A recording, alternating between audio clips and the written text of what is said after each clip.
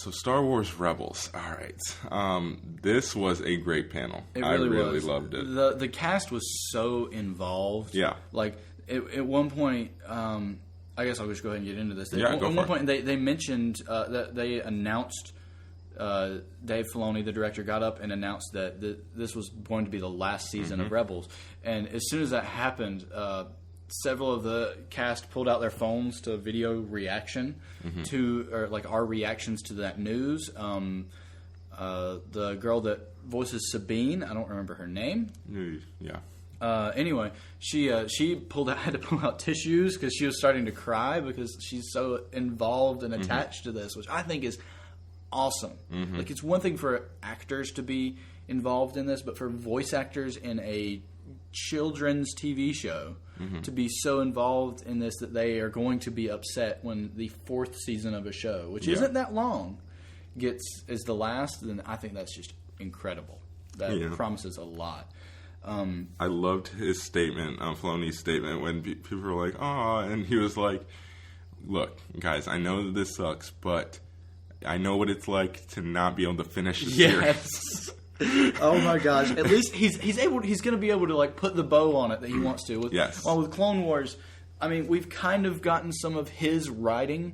Still, like they took the scripts from that and turned it into like comic series and stuff like that. But still, he didn't get to finish the series. And this time we're getting it with the bow top and everything on it. Like, it's just going to be beautiful. I feel. The one thing that I really, really am kind of excited for, and it's not this is kind of be like a jab at the same time.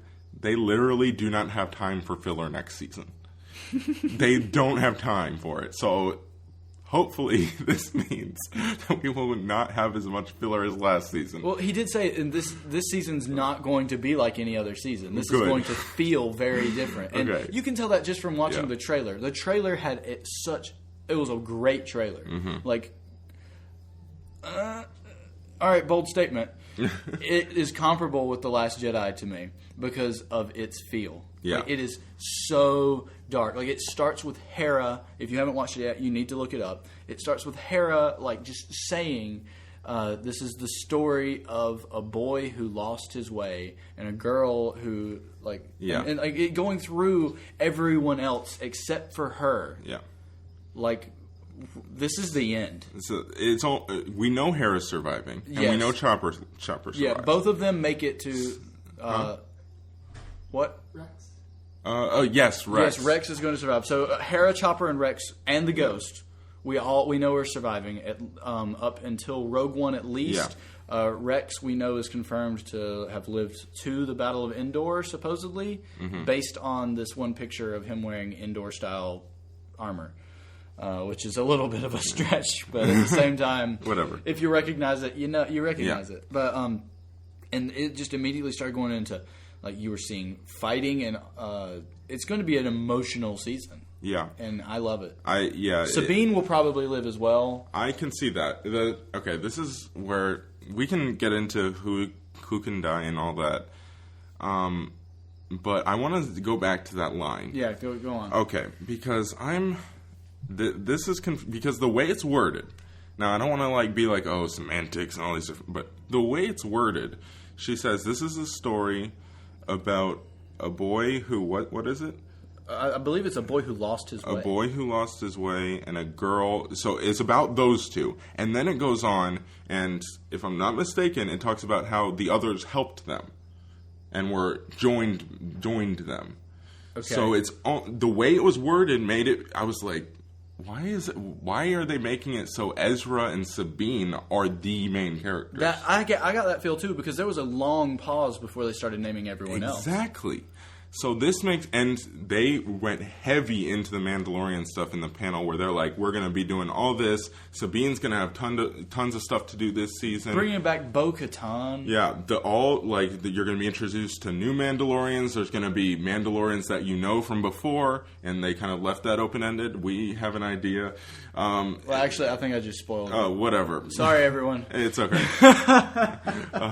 She's more obscure anyway, unless you're a Clone Wars fan. But anyway, so we have we're really getting back into the Mandalorian stuff. And so they're kind of refocusing and making Sabine a main character. And she was a big part of the series.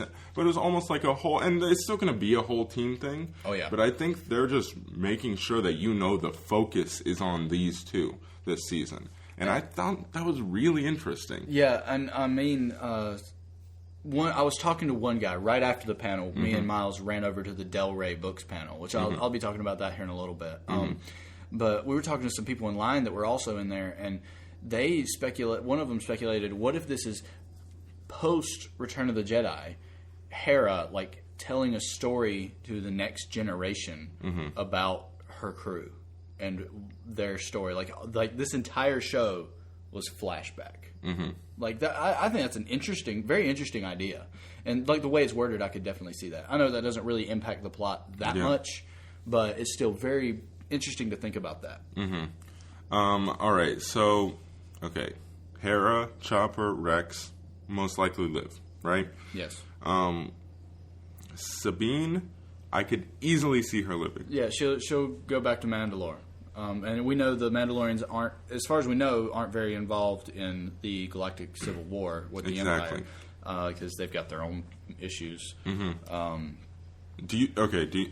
note, do you think Sabine ends up being there? Because no. Okay. All right. We'll leave it there. Because we saw something in the trailer. Yeah. A certain different Mandalorian holding the Darksaber above her head and everyone else bowing to her. Okay. It was just a glimpse, but all right. I got it. So we have Sabine can easily live. We'll see, but she could easily live. Kanan, I think Kanan's dead. He's got to go. Yeah. Well. Right? Yes. Yeah. What else would happen to him? I mean, he is a Jedi. He is definitely a Jedi. And Ezra, I heard this the same conversation I was having with these other guys, because I was saying they got to die, and one of them said, "Well, everything in canon right now is pointing towards the unknown regions, wild space, like at the very edges of the galaxy." That's been in Thrawn. It's been in. That's what's leading into the Force Awakens. That's where Snoke is from. If you don't know that, he's from unknown space. They found him out there. Palpatine had this whole contingency plan to go and seek out that, because he thought that's where the dark side originated from, and maybe the entire Force. Miles is just giving me a surprised look. He didn't know this. But anyway, and someone said that they might learn of some threat in the unknown regions, which has been mentioned in different media that I'm not going to name yet, because I'm going to talk about that later, and I'm going to give it some time so it's not super spoilery. And I think it's very possible that this could be they could go into the unknown regions to try to stop this threat, to fight this threat, and that threat might be Snoke, it might be something else. But we've seen that already in Legends. In Legends, there was outbound flight. That several Jedi Masters went out to explore the unknown regions and never returned. We know why. I'm not going to get into that because I have other things I need to talk about. And I'm going to talk about that more in a different video later that I will announce later. Okay. And, but yeah, I think that's a viable way to get rid of them. Like, they go out into the unknown regions, and that could lead to more content, like comic sort of stuff. But that would also keep them out of our hair. They wouldn't be in existence anymore. I can see that for Ezra, because Ezra's one of the bigger mysteries to me. I don't know where they're going with Ezra. Yeah, he might not consider himself a Jedi. But Kanan, we've gotten definitely hinted at in the trailer that him and Hera are gonna be together, right? Oh, yeah. Okay. So heavy into that. They don't, there's no reason for him to leave, because we know Hera lives. So if he leaves, it doesn't make any sense. But except for that one quote, "This is why we are Jedi." I don't see him leaving. I personally I know. I think he's dead. I too think that the best option for Kanan is to die. But I'm throwing out that other option is viable. And then he can't be in the main galaxy. That's for dang sure. Zeb, we thought Zeb was going to die last season, so you're still thinking he's dead?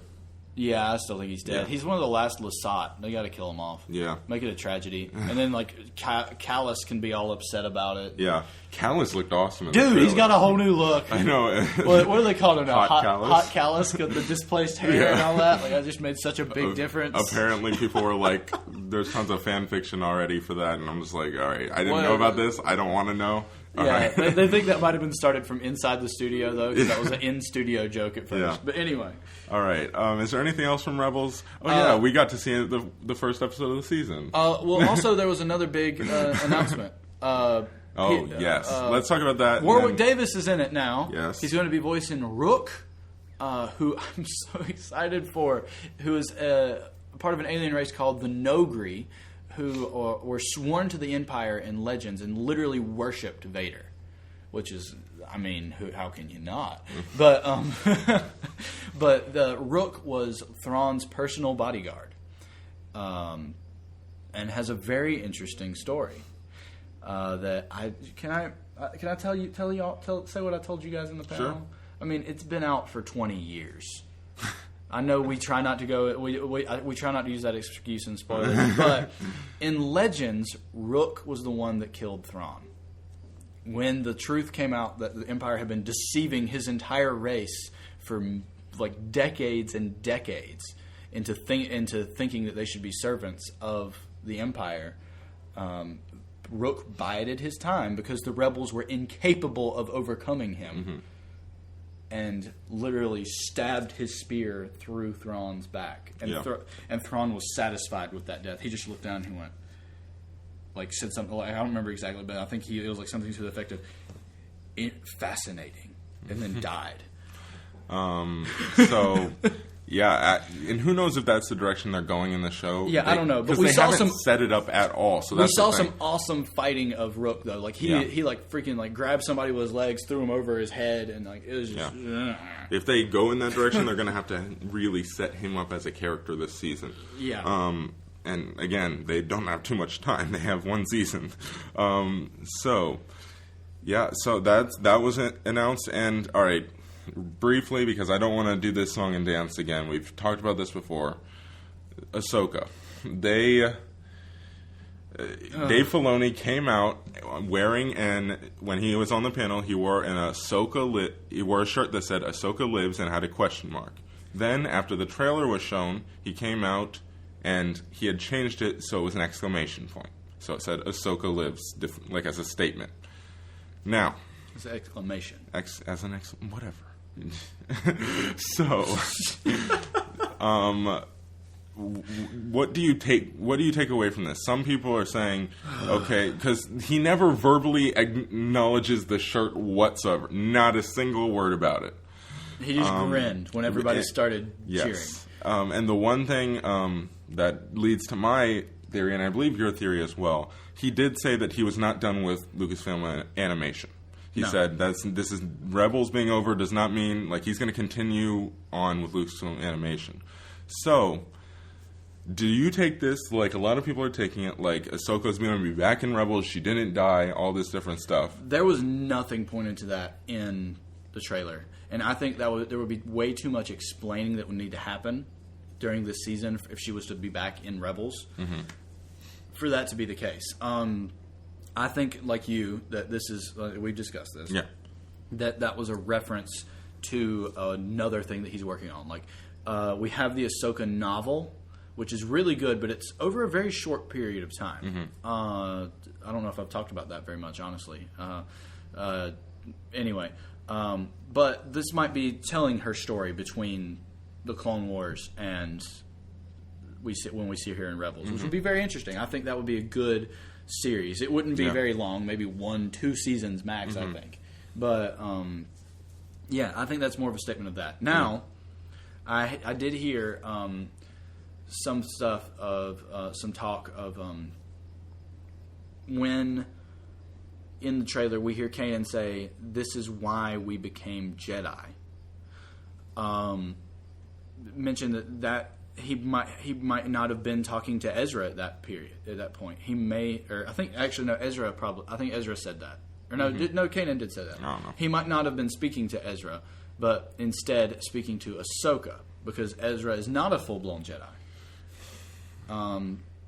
Which, I mean, okay, yeah, that would be an interesting twist, but I think there's still way too much explanation, and we need to end this trend of bringing people back. As much fun and as much payoff as there was with Maul, we gotta stop, guys. Sorry, Samuel L. Jackson, but Mace Windu is dead. No matter how many videos you put out there, he's dead.